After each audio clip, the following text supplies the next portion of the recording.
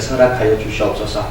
종의 입술을 붙들어 주셔서 하나님 말씀 전할 때에 성령으로 지켜주시며 담대하게 전하게 하시며 생명의 말씀 선포할 수 있도록 주님이 성령으로 함께하여 주시옵소서. 감사드리며 예수님 이름으로 기도드립니다. 아멘. 오늘 말씀해 보면요, 남은 자라는 말이 4번이나 나옵니다. 굉장히 많이 나오지. 짧은데 남은 자라는 말이 4번이나 반복이 돼요. 일반적인 경우에 이 남은 자라는 말은요, 어감이 좋지 않습니다. 그죠? 남았다 이런 게 별로 안 좋잖아요. 이 쓰다 남은 짜투리 별로 안 좋잖아요. 먹다 남은 찌꺼기, 공부 못해서 하는 나머지 공부. 여러분 나머지 공부 해보셨습니까? 다들 똑똑하셔갖고 안 하시는데 저는 초등학교 때 해봤습니다. 참 나머지 공부하면 기분이 안 좋아요. 그런데요, 이 단어가 성경에서 쓰일 때는요, 어떤 단어보다 중요하게 쓰이는 단어가 바로 이 남은 자라는 거예요. 왜냐하면 남은 자는요, 하나님의 구원 사역과 연결되는 단어이기 때문에 그렇습니다. 영어로는 이 남은 자가 remnant라는 단어입니다.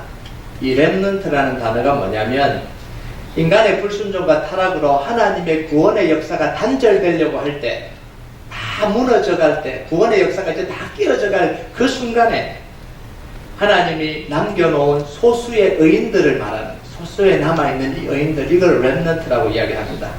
시대가 암울하고 사람들이 다 타락하고 이제 다 끝났다고 그러는 순간, 그 순간에도 하나님은요, 항상 남은 자를 예비하고 계셨습니다. 성경 안에는요, 이 남은 자의 모습이 예가 여러 가지가 나옵니다. 특히 구약 성경에 굉장히 많이 나와요. 그 예를 몇 가지 들어보면요, 노아잖아요. 노아 시대 때는 하나님이 세상을 지었음을 한탄하세요. 사람을, 특히 사람을 지었음을 한탄하고 세상을 다 그냥 쓸어버리려고 그랬습니다. 얼마나 타락했으면요. 그런데 하나님은 이 노아를 통해서 다시 구원의 사역을 시작을 하시죠. 구원 사역을 시작하십니다. 이집트 바로 왕이요, 이스라엘의 모든 남자 아기를 다 죽이려고 그랬습니다. 그래서 아예 끊어버리려고 그랬어요. 남자 아기가 태어나면 나일강에 다 던져넣어서 죽이라. 그럴 때 하나님은 누구를 세이브하십니까? 모세를 살려두셔서 남은 자가 되게 하시고 이스라엘 백성들을 구원하게 하시는 거예요. 제사장이었던 엘리마저도 타락한 시대가 있었습니다. 사사기가 끝나고 난 뒤에 제사장조차 타락해버렸습니다. 이건 뭐예요? 다 타락했다는 거 아니에요? 제사장조차 하나님의 음성을 못 들었습니다. 그런데 하나님은 그때도 어린아이 사무엘을 하나 남겨두시면서 이스라엘의 구원의 등불이 꺼지지 않도록 지켜주시는 거예요. 이게 남은 자예요. 아합 왕과 이세벨이 전 나라의 선지자들을 다 잡아 죽였습니다. 이제는 눈 씻고 봐도 이스라엘 땅에는 선지자가 없었습니다. 예수 믿는 사람도 없었습니다. 하나님을 섬기는 사람도 없었습니다. 그런데 그때도 하나님은 이 엘리야를 남겨두시면서요, 하나님이 이 이스라엘의 구원을 이루어 가시잖아요. 이게 바로 남은 자입니다. 그래서 남은 자는요, 하나님께 선택된 사람입니다. 남은 자는 하나님이 함께 하시는 사람이에요. 남은 자는 하나님의 특별한 은혜가 임하는 자입니다. 여러분, 남은 자가 되시기를 주님의 이름으로 축복합니다. 네. 우리가요, 하나님이 이 시대의 남은 자가 되기를 원하시는 거예요. 남은 자의 특징을 좀 알아야 되잖아요. 그죠? 남은 자가 뭔지를 좀 알아야 되잖아요. 이 남은 자의 특징이 뭐냐면 항상 소수라는 거예요. 다수가 아닙니다. 항상 소수예요. 22절 우리 같이 한번 읽어볼까요? 22절 시작. 이스라엘이여, 내 백성이 바다의 모래 같을지라도 남은 자만 돌아오니니 넘치는 공의로 파멸이 작정되었습니다. 이스라엘 백성들의 숫자가 바다의 모래처럼 많아도 누구만 돌아온다고요? 남은 자만 돌아온다라는 거예요. 여러분, 실제적으로 이스라엘 백성들이 바벨론에 완전히 망해버렸잖아요. 그리고 70년이 지나고 난 뒤에 하나님이 기적적으로 역사하셔서 이 페르시아 왕 고레스를 통해서 예루살렘 성전을 건축할 사람은 다 돌아가라 그랬습니다. 포로인데요. 포로로 잡혀왔는데 자유를 줄 테니까 예루살렘 성전을 건축하고 싶은 사람은 예루살렘으로 다 돌아가도 좋다는 거예요. 페르시아 127개도에다가 왕의 명령으로 다 공고를 했습니다. 그리고 돌아갈 수 있는 방법도 다 주고 돈도 다 주고 이 지도자도 다 세웠습니다. 그런데요, 모든 이스라엘 백성들이 다 포로에서 예루살렘으로 돌아간 게 아닙니다. 약 5만 명이 돌아왔어요. 이 5만 명의 숫자가 많은 게 아닙니다. 여러분 인구조사할 때 한 개 지파 인원 정도 되는 그 숫자가 돌아와서 성전을 재건하고 이스라엘을 다시 회복시켰습니다. 이게 남은 자들이에요. 영국의 저명한 역사학자 아놀드 토인비 다 아시잖아요. 이분이 역사의 연구라는 책에 이렇게 썼습니다. 한 문명권의 계속적 존속과 발전은 창조적 소수가 존재하느냐 아니하느냐에 달려있다. 나라가 크다고 계속해서 존속하는 게 아니라는 거예요. 문명이 발달한 나라들 다 무너졌잖아요. 강대국이었던 나라 다 무너졌잖아요. 바벨론도 무너지고 아수르도 무너지고 로마도 무너지고 다 무너졌습니다. 사람이 없어서 돈이 없었어요. 로마는 돈이 넘쳐났습니다.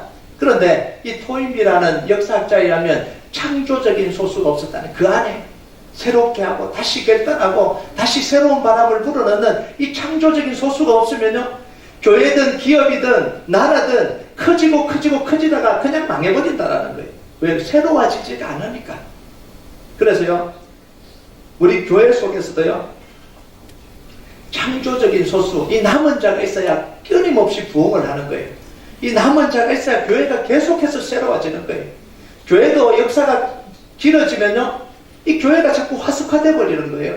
굳어지는 거예요. 성령의 역사를 기대하는 게 아니고 사람들의 모임이 되어버리는 경우가 굉장히 많아요. 왜냐하면 깨어있는 이 창조적 소수가 없는 거예요. 남아있는 자가 없는 거예요. 여러분, 교회 속에 남아있는 사람들의 숫자가 많으면 많을수록요, 교회가 건강해지는 거예요. 성령의 불이 꺼지지 않는 겁니다. 하나님의 은혜가 강력하게 일어나는 거예요. 여러분, 우리 교회 속에 이런 역사가 일어나길 주님의 이름으로 축복합니다. 그러면 어떤 사람이 남은 자냐? 어떤 사람이 남은 자냐? 여러분 남은 자입니까? 여러분 보실 때 남은 자입니까? 아멘. 예, 아멘 하시는 게 너무너무 감사해요. 남은 자입니까? 물어보면 아멘 그래야 돼요. 저 잘 모르겠는데 저는. 예.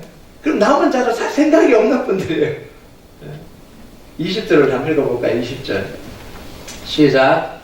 그날에 이스라엘의 남은 자와 애굽 족속에 피난한 자들이 다시는 자기를 친 자를 의지하지 아니하고 이스라엘의 거룩하신 이 여호와를 진실하게 의지하리니. 자, 이 구절에 의하면 남은 자는 어떤 사람이냐면 자기를 친 자를 의지하지 아니하고 이스라엘의 거룩하신 이 여호와를 진실되게 의지한 사람. 자, 그럼 이제 자기를 친 자가 누구냐 이걸 알아야 되잖아요. 자기를 친 자가 누구예요? 이 당시는 아수르예요. 그 시대에 가장 최고 권력을 이야기를 하는 거예요. 그 당시 최고의 권력을 이걸 의미하는 거예요. 이스라엘에겐 강대국인 아수르입니다. 이스라엘이 아수르를 의지하다가 망해버렸잖아요. 바벨론을 의지하다가 망해버렸잖아요. 하나님 여호와를 의지해야 되는데, 진실되게 의지해야 되는데 강대국을 의지하는, 힘을 의지하는 거, 돈을 의지하는 거예요. 세력을 의지하다가 망해버린 거예요. 누구한테 망했냐면 의지한 그 사람한테 망했다는 거예요. 얼마나 비참한 거예요. 여러분, 남은 자는요, 세상의 권력을 두려워하지 않고 세상을 의지하지 않고 여호와를 진실되게 의지하는, 진실되게 붙드는 그 사람이 남은 자예요. 왜 여호와를 의지하고 붙들까요? 구원을 바라고 붙드는 거예요. 하나님의 구원을 기다리면서 붙드는 거예요. 하나님의 약속을 붙들고 붙드는 거예요. 그냥 의지하는 게 아니라 하나님이 구원하실 걸 믿기 때문에, 하나님이 약속을 이루실 걸 믿기 때문에 붙들고 있는, 믿음으로 살아가는 그 사람들이 남은 자입니다. 여러분, 여러분이 그 사람 되기를 주님의 이름으로 축복합니다. 아멘. 여러분, 남은 자의 모습을 한번 살펴보면요, 다니엘도 남은 자잖아요. 바벨론에 잡혀갔습니다. 바벨론 왕을 섬기잖아요. 왕을 섬기는데 왕을 의지하는 게 아니고 누구를 의지합니까? 하나님을 의지하잖아요. 이 에스라와 느헤미야는 페르시아의 시대에 살았던 사람이에요. 페르시아는 최고 왕국 아닙니까? 왕을 섬기는 사람들이었어요. 왕을 의지하는 게 아니라 하나님을 의지하잖아요. 그러면서 뭘 하냐면 하나님이 살아계신 유일한 신이라는 그 사실을 왕으로 하여 믿게 만드는 사람 아니에요.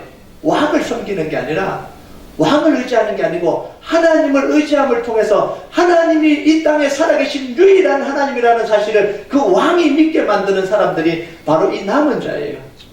여러분, 이 남은 자들, 이 다니엘이, 이 에스라와 느헤미야가 왕보다 권력이 많습니까?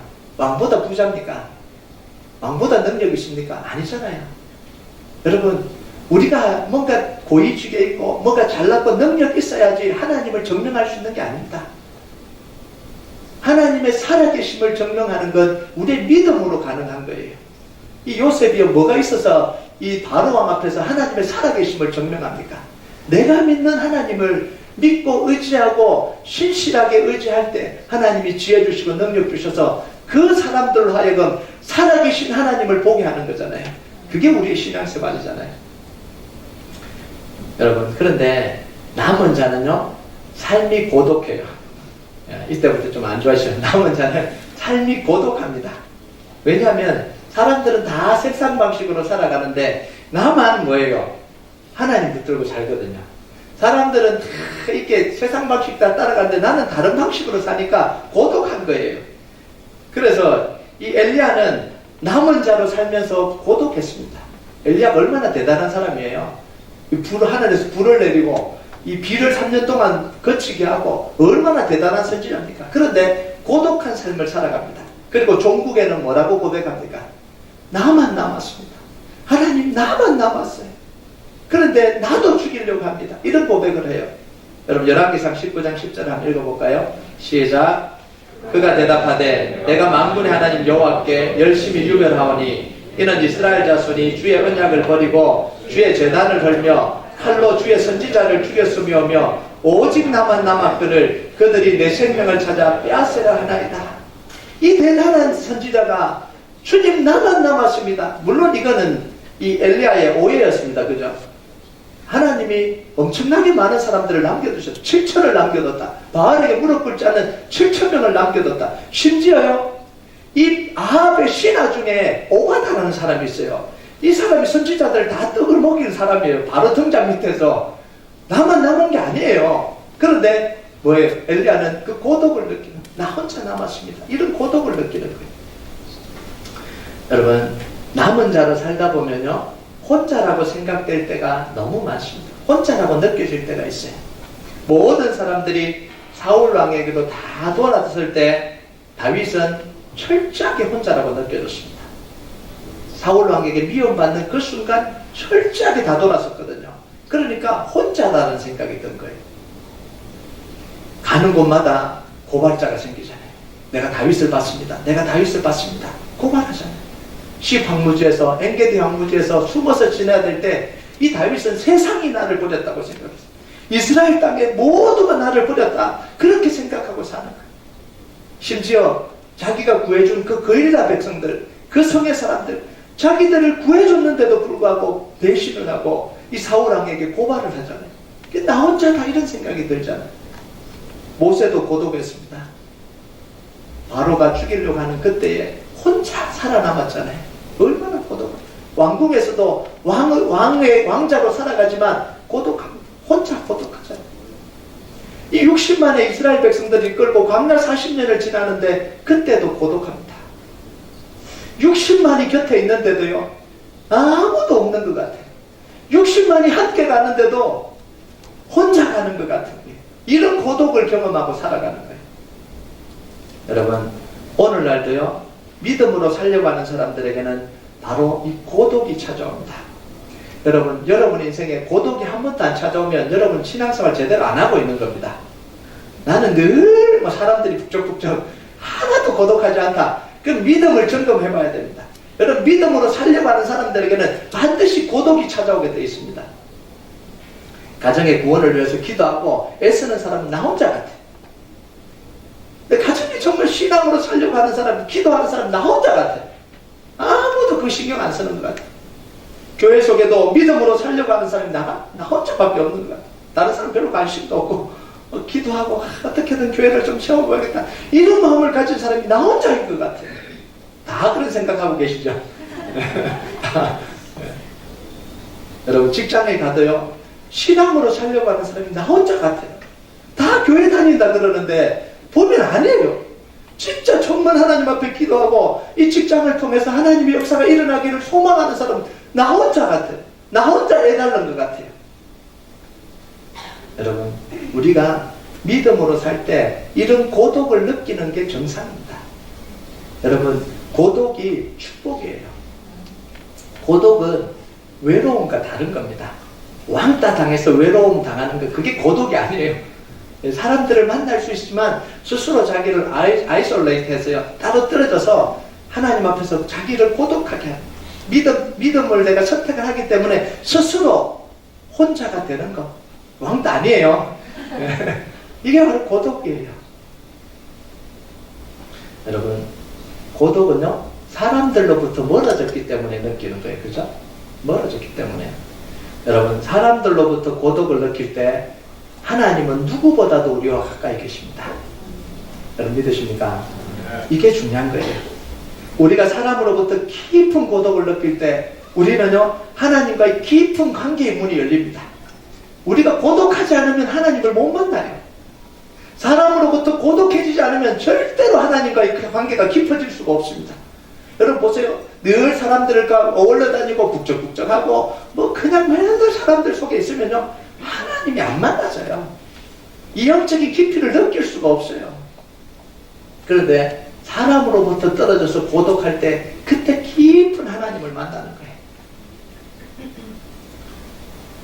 이 남은 자로 살면 이 고독하다 보니까 믿음으로 살다 보면요, 포기하기 쉽고 그만하고 싶을 때가 있어요. 그죠? 포기하고 싶고 이제 그만 좀 하고 싶다 이런 생각이 들 때가 있어요. 그런데 남은 자는 살아야 될 이유를 가지고 사는 사람입니다. 힘들어도 내가 살아야 된다. 어려워도 내가 버틸 이유가 있는 사람이 바로 그게 남은 자입니다. 그럼 엔도 슈샤코가 쓴 이 침묵이라는 소설 제가 한번 소개를 한 적이 있는데요. 이 소설에 보면 남아 있어야 되는 이유, 살아 있어야 되는 이유, 살아남아야 될 이유가 얼마나 중요한지 생생하게 묘사하는 장면이 나옵니다. 일본에서 박해가 일어나고 모든 신부들이, 모든 이 선교를 들어왔던 신부들이 다 떠났습니다. 교회는 다 파괴됐습니다. 예수 믿는 사람들은 이 관원에 끌려가서 고문을 당하고 옥에 갇혔습니다. 이제는 교회도 다 사라져. 교회가 다 불타버렸어요. 이제는 누구도 이 신앙을 가진 사람을 지켜줄 수가 없는 거예요. 그런데도 이 일본에 있는 이 신자들은 몰래 모여서 예수님을 믿고 그렇게 살아가거든요. 근데 신부들은 다 떠나버려요. 그런 상황에서 일본으로 선교하기 위해서 들어간 사람이 바로 로드리고와 가르피 신부예요. 정식으로 들어갈 수도 없고 배를 타고 그 항구로 들어갈 수도 없어서 이 몰래 들어가는 배를 밀항을 해서 들어갔어요. 그때부터 산속에 숨어서 산다고 제가 이야기를 했잖아요. 대놓고 복음을 전할 수도 없고 신부라고 말할 수도 없고 그러면서 잡힐까봐 두려워서 전전긍긍하고 그냥 죽지 못해서 살아가는, 몸을 숨기고 살아가는, 벌벌 떨면서 살아가는 그 모습을 보면서요, 이 로드리고 신부가 회의감을 느낍니다. 내가 언제까지 이렇게 살아야 되나? 차라리 밖에 나가서 예수 믿으라 그렇게 한번 소리치고 죽어버리면, 죽어버린다는 표현은 좀 그런데 순교하냐? 차라리 그게 더 낫지 않나? 이렇게 숨어서 이거 완전히 뭐 이렇게 비참하게 이렇게 내가 언제까지 이렇게 살아야 되나? 이런 고민을 하고 있는 거예요. 그때 하나님이 그 마음속에 들려주신 음성이 있습니다. 너는 지금 가르페와 함께 이 나라에 존재하는 단 2사람뿐인 사제일 것이다. 내가 사라져버린다면 일본에서 그 교회 그 자체가 사라지게 된다. 어떤 굴욕이나 고통을 감수하더라도 너와 가르페는 살아남지 않으면 안 된다. 그 교회를 지키기 위해서 너는 살아남아야 된다. 이건 내가 순교당하지 않기 위해서가 아니라 그 교회를 지키기 위해서 살아남아야 된다. 네가 교회를 지킬 마지막 사람이라는 거야. 어려워도 힘들어도 살아남으라는 거야. 여러분, 여러분이 기도를 포기하는 순간 여러분의 가정을 위해서 기도할 사람은 없어진다는 사실을 알아야 돼요. 여러분이 교회를 위해서 기도하는 걸 포기하는 순간 기도하는 사람이 없어진다는 걸 알아야 돼요. 마지막 남은 사람. 그래서 뭐라고 이야기합니까? 굴욕이나 고통을 감수하고라도 살아남으라. 살아남을 이유가 있다는 거예요. 버틸 이유가 있다는 거예요. 그래서 에스겔에 보면 피투성이가 되어더라도 살아있으라는 거예요. 살아있는 것만으로 의미가 있다는 거예요. 여러분, 믿음으로 사는 때는요, 가끔씩 기도해도 변하지 않는 상황을 보고 노력해도 변하지 않는 상황을 보고 그만하고 싶다는 생각이 수십 번 더 듭니다. 더 이상 믿음으로 사는 걸 포기하고 싶다. 나도 그냥 이렇게 남은 자로 살지 않고 나도 그냥 다른 사람처럼 똑같이 살고 싶다. 그리스도인인데 다 남은 자로 살아가나 나도 그냥 좀 편안하게 우아하게 좀 멋있게 좀 신앙생활 하자. 내 취미생활 다 하고 뭐 다 하고 난 뒤에 그냥 우아하게 와서 예배 한번 드리고 그렇게 살자. 이런 유혹이 될 때가 얼마나 많아요. 왜 나만 이렇게 살아야 되냐고. 왜 나만 이렇게 살아야 되냐고. 예수 믿는 게 죄인이냐고. 나만 왜 이렇게 살아야 되냐고. 이런 생각이 들 때가 있잖아요. 내가 이렇게 한다고 뭐 달라지나 이런 생각이 들 때가 있잖아요. 여러분, 그런데 우리는 살아남을 이유가 있는 사람들입니다. 기도를 멈추지 말아야 될 이유가 있는 사람입니다. 하나님을 제대로 섬기는 걸 멈추지 말아야 될 이유가 있는 사람입니다. 여러분, 아무도 기도하지 않아도 기도할 이유가 있습니다. 아무도 하나님을 제대로 섬기지 않아도 제대로 섬길 이유가 있습니다. 왜냐하면 하나님이 우리와 함께 계시기 때문에 그래요. 사람들은 함께 안 할지 모르지만 하나님은 우리와 함께 하시기 때문에 그런 거예요. 그리고 때가 되면 하나님의 역사를 이루시기 때문에, 때가 되면 약속을 이루시고 구원을 이루시기 때문에 그렇습니다. 지금 이스라엘은요, 고통의 시기입니다. 매를 맞는 시기예요. 살아남아야 되는 시기입니다. 여러분 24절 한번 읽어볼까요? 24절 시작. 그러므로 주 만군의 여호와께서 이르시되 시온에 거주하는 내 백성들아, 아수르가 애굽이 한 것처럼 막대기로 너를 때리며 몽둥이를 들어 너를 칠지라도 그를 두려워하지 마라. 지금 이스라엘은요, 아수르가 때리는 이 몽둥이와 막대기를 맞아야 되는 때예요. 맞아야지. 맞아서 아파요. 맞아서 고통스러워요. 하나님이 이스라엘에게 매를 맞도록 허락한 시기입니다. 그러니까 아무리 노력해도 안 되는 거예요. 그죠? 견뎌야 되는 거예요. 아무리 소리쳐도 안 되는 거예요. 맞아야 되는 시기에는 아무리 소리쳐도 안 되는 거예요. 맞아야 되는 거예요. 참고 인내하는 시기입니다. 회개하고 돌이키고 하나님만 의지하는 시기입니다. 여러분, 이 시기에는요, 온갖 두려움이 몰려옵니다. 온갖 두려움이 몰려와요. 이러다가 내 인생 그냥 끝나버리는 거 아닌가, 이런 두려움이 찾아옵니다. 왜? 노력해도 안 되니까, 소리쳐도 안 되니까, 기도하고 발버둥 쳐도 안 되니까, 이러다가 끝나는 거 아닌가, 이런 두려움이 찾아와요. 아무리 해도 안 돼서 무기력감이 찾아옵니다. 나는 안 되는 사람인가 보다. 정말 죽고 싶다는 생각이 들 때도 있어요. 이렇게 살 바에야. 우리 인생에는 반드시 이런 시기가 있습니다. 반드시 찾아옵니다. 믿음 생활 바르게 한 사람이라면 반드시 이런 시기가 찾아옵니다. 나무가요, 한겨울에 이 추위와 눈보라를 견디기 위해서요, 어떻게 합니까? 잎을 다 떨굽니다.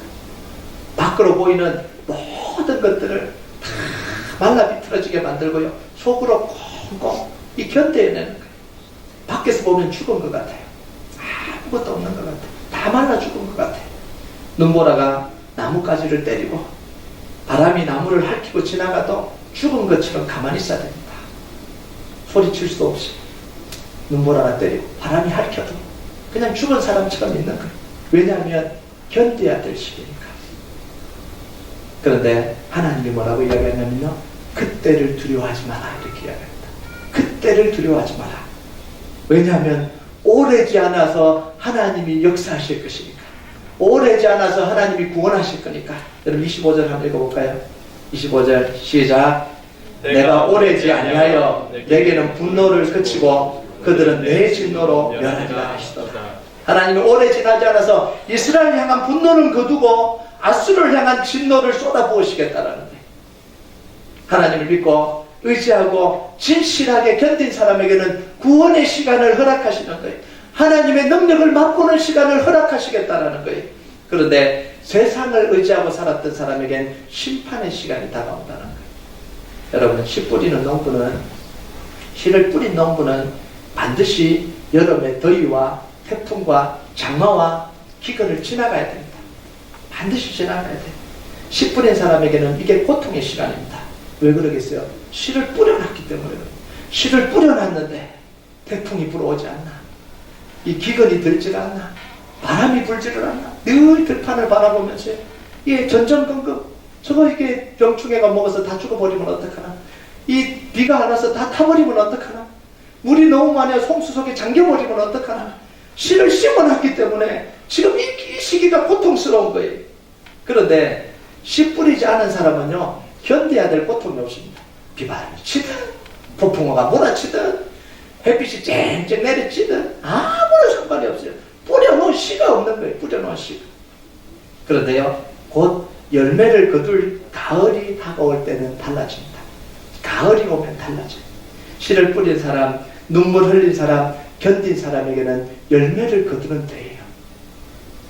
기쁨이 있고요, 견딘 만큼, 눈물 흘린 만큼 기뻐할 일이 있는 거야. 그런데 씨를 뿌리지 않은 사람은 이때가 고통입니다. 여름이 고통이 아니고 이때가 고통이에요. 거둘 열매가 없어서 눈물 흘리는 시간입니다. 제가 금요일날 그 이영표 선수 이야기를 좀 했는데요. 이영표 선수가 너무 엄청나게 열심히 노력을 했잖아요. 다른 사람 다 놀 때 드리블 연습을 하고, 또 시간 내서 2단 뛰기 1000개씩 하루에 하고, 그것도 모자라서 이 일과 시간에 시간을 못 내니까 새벽 5시 일어나서 산을 그렇게 1시간씩 뛰었다. 그래서 물었어요. 힘들지 않냐고, 놀고 싶지 않냐고. 왜 다른 사람들은 다 오락하고 게임하고 술 마시러 가고 그런데 어떻게 그렇게 하냐고, 힘들지 않냐고. 자기도 힘들대요. 너무너무 힘들대요. 그런데 이영표수가 뭐라고 이야기하냐면, 그 힘든 것보다 내가 원하는 것, 내가 목표하는 걸 이루지 못했을 때 당하는 아픔이 더 크다는 거예요. 그 고통이 더 커서 그 고통을 안 당하려고 내가 노력을 한다는 거예요. 그럼 맞는 이야기잖아요. 정말 내가 하나님 앞에서 이루려고 하는 그게 이루어지지 않는 게, 그게 더 큰 고통 아닙니까? 우리가 노력할 때, 뭔가를 할 때 이 고통보다 내가 정말 얻고 싶은 걸 못 얻을 때 당하는 고통이 얼마나 큰 고통입니까? 여러분, 남은 자가 어떤 사람이냐면요, 여호와를 진실되게 의지한 사람이다, 이렇게 얘기해요. 여호와를 진실되게 의지한 사람. 여호와를 진실되게 의지한 사람에게 하나님은 열매를 거두게 하십니다. 속이지 않아요. 하나님은 속이지 않습니다. 진실되게 의지한 사람에게는 그 열매를 거둘 수 있는 시간을 주시는 거예요. 기다림이 헛되지 않게 해주십니다. 수치를 당하지 않게 해주세요. 세상의 권력을 의지한 사람은 수치당할 일이, 그날이 찾아올 거예요. 그런데 하나님을 진실로 의지한 사람에게는 하나님을 붙든 것 때문에 수치를 당하지 않게 해주십니다. 여러분, 우리 인생에 보면 곧 찾아옵니다. 겨울을 지나는 것 같은데, 이 낙엽이, 나무가 잎을 다 떨어뜨린 것 같은데, 비바람이 부는 것 같고, 눈보라가 치는 것 같은데, 꽁꽁 얼어버린 것 같은데, 인생에 보면 곧 찾아옵니다. 겨울을 지낸 나무꽃은 한순간에 핍니다. 우리 집 앞에 이 매실나무가 하나 있습니다. 올해 제가 매실을 담궜습니다. 이 겨울 내내 완전히 말란 것 같다가 올해 날씨가 빨리 더워졌잖아요. 더워지자마자 꽃이 확 피더라고요. 순식간에 꽃이 피어요. 여러분, 눈물 흘린 사람에게는 핏발 일이 기다리고 있습니다. 네. 응답되지 않는 시간 동안 하나님을 의지하면서 진실하게 심었던 그 기도, 한순간에 꽃이 필 날이 올 거예요. 응답되지 않는 시간 동안 하나님을 의지했던 답답한 심령으로 하나님을 붙들고 눈물 흘렸던 진실한 눈물, 내 욕심의 눈물이 아니라 진실되게 하나님 앞에 흘렸던 그 눈물, 꽃이 필 날이 올 거예요. 혼자라고 생각하면서도 하나님을 믿고 견뎌왔던 그 시간들, 힘겨운 시간들을 헛되지 않았음을 하나님이 증명해 주실 겁니다. 여러분이 증명하는 게 아니라 하나님이 증명해 주실 것입니다. 여러분, 하나님의 순간 구원은요, 순식간에 이루어집니다. 순식간에. 불가능해 보이는 일을 뒤집으시는 하나님의 역사를 우리가 경험하게 되는 거예요. 26절을 한번 읽어볼까요? 26절 시작. 만군의 여호와께서 채찍을 들어 그를 치시되 오랫바위에서 미디안을 쳐 죽이신 것 같이 하실 것이며, 막대기를 드시되 바다를 향하여 애굽에서 하신 것 같이 하실 것이라.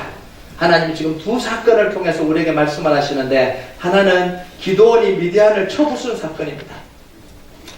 오렙은 누구냐면 미디안의 두목이에요. 두 두목 중에 하나가 오렙입니다. 오렙 바위가 뭐냐면 기드온이 이 미디안을 다 쳐부수고 이 두목 오렙을 잡아서 바위 위에서 죽였습니다. 그래서 그 바위 이름이 오렙 바위가 된 거예요. 그래서 이 오렙 바위라는 표현이 나오는 겁니다. 그런데 이 전쟁은 기드온이 절대 이길 수 없는 전쟁이었잖아요. 기드온이 전쟁에 나갈 때 미디안의 군대를 어떻게 표현했냐면 메뚜기 떼다. 여러분 메뚜기 떼를 본 적이 있습니까? 떼로 본 적은 없죠. 메뚜기 떼는 정말 무섭습니다. 엄청난 시커멓게 몰려오는 메뚜기 떼는 정말 무서워요. 바다에 모래처럼 많다. 얼마나 된다라는 이야기입니까? 몇십만 군대가 지금 쳐들어온 거예요. 그래서 기드온이 이스라엘 전역에 이 소집령을 내려서 모았습니다. 몇 명 모았죠? 32,000명. 32,000명. 32,000명은 더 택도 없는 거예요. 근데 하나님 뭐라 그러셨어요? 많다. 아니, 지금 몇십만이 지금 지치고 있는데, 많다. 그러면서 두려워 떠는 자는 다 돌려보내요. 하나님은 두려워하는 자와 역사하지 않겠다는 거예요. 믿는 자와 역사하시겠다는 거예요. 그러니까, 돌아가는데 몇 명 돌아갔을까요? 22,000명 돌아갔어요. 10,000명 남았습니다. 10,000명 돌아가고 22,000명 남았으면 좀 나을 텐데 22,000명 돌아가고 10,000명 남았습니다. 근데 지금 또 이거 어떻게 전쟁할까 그런 하나님 또 뭐라 그러십니까? 많다. 예. 이 겨울 거로 가서 물을 먹여봐라. 입을 그냥 대고 이 먹는 사람하고 손을 퍼서 먹는 사람하고 나눠라. 예. 하나님 손을 퍼서 먹는 사람 300명입니다. 돌려보낼까요? 아니다. 나머지를 돌려보내라. 300명만 남았어. 이 300명을 데리고 하나님이 이 미디안을 이 바다의 모래 같은 이 미디안을 쳐부순 거 아니에요. 여러분 우리에게 300명밖에 없어요. 여러분 인생에 늘 나는 300명밖에 없다 그런 생각이 들지 않습니까? 이때로 몰려오는데 300명밖에 없는 거예요. 이 몇십만 불이 필요한데 300불밖에 없는 거예요. 이걸 어떻게 해요? 하나님이 역사하시겠다는 거예요. 지난주에요. 나무식 경험으로 3,000불이 들어왔습니다. 저는 무명으로 들어왔어요. 그래서 나무 심기라고. 저는 우리 성도들이 낸 줄 알았어요. 우리 성도들 중에 무명으로 냈구나 이렇게 생각을 했거든요.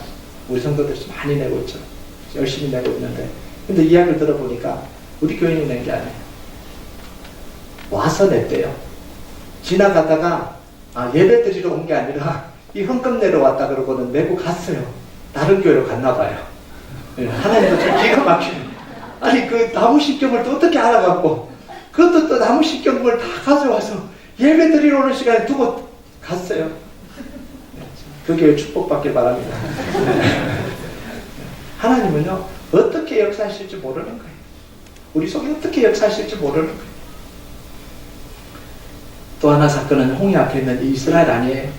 앞은 홍해고 뒤에는 애굽의 마병과 기병대가 지금 이 구름대처럼 몰려오는 거예요. 꼼짝없이 죽게 됐습니다. 그런데 하나님은 홍해를 가르셔서 이스라엘 백성들은 마른 땅같이 건너게 하시고 애굽 군대는 물에 다 수장시켜 버렸습니다. 이게 하나님의 역사예요. 하나님의 역사는 순식간에 일어납니다. 순식간에 역사하는 거예요. 여러분 오늘도요 하나님은 누구와 일하시냐면 남은 자와 일하십니다. 32,000명 모았는데 두려워 떠는 자 다 가라 그러잖아요. 다 돌려보내라는 거예요. 이스라엘 백성이 모래처럼 많은데 남은 자만 돌아오리라 이렇게 이야기를 해요. 하나님 말씀이 선포되는데 모든 사람에게 은혜가 되면 좋지만 그 말씀을 자기 말씀으로 받은 사람에게 하나님이 역사하시겠다는 거예요. 여러분 남은 자의 삶은 고독한 것 같은데요. 아니에요. 하나님이 함께하는 삶이에요. 이걸 모르면 고독하고 외로운 줄 알아요. 그런데 하나님이 함께하심을 알면 남은 자가 고독하지 않다는 걸 알아요. 왜냐하면 하나님이 함께 계시기 때문에. 남은 자는 오래 기다리는 것 같아. 늘 기다리는 것 같아. 아니에요. 남은 자의 삶은 결국 열매를 거두는 삶입니다. 기다려본 사람은 알잖아요. 하나님이 열매를 거두게 하신 걸 거둬본 사람은 아는 거예요. 여러분 오늘도요 여러분이 남은 자로 살아가는 축복이 있기를 바랍니다. 여러분의 가정의 남은 자가 되시고요. 여러분이 교회의 남은 자가 되시고요. 이 시대의 남은 자로 하나님과 함께 살아가는 축복이 있기를 주님의 이름으로 축복합니다. 우리가 찬양하도록 하겠습니다.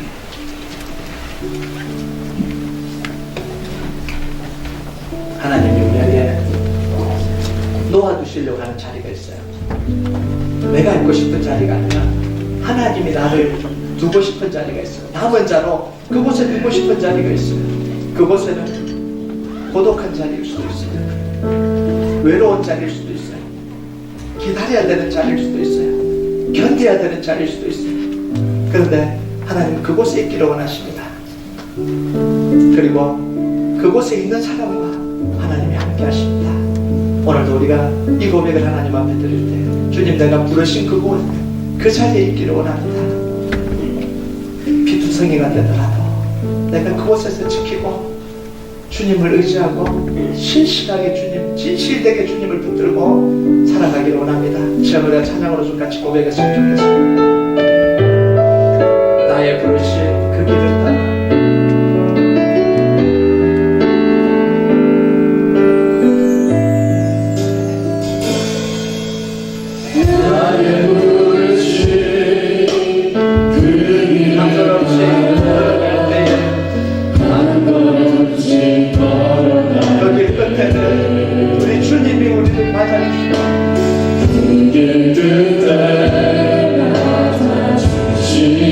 하나님의 사랑 예수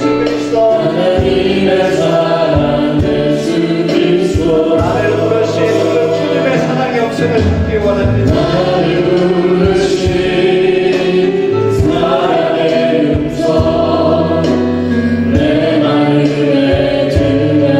찬송하며 그 음성 따라가기를 원합니다.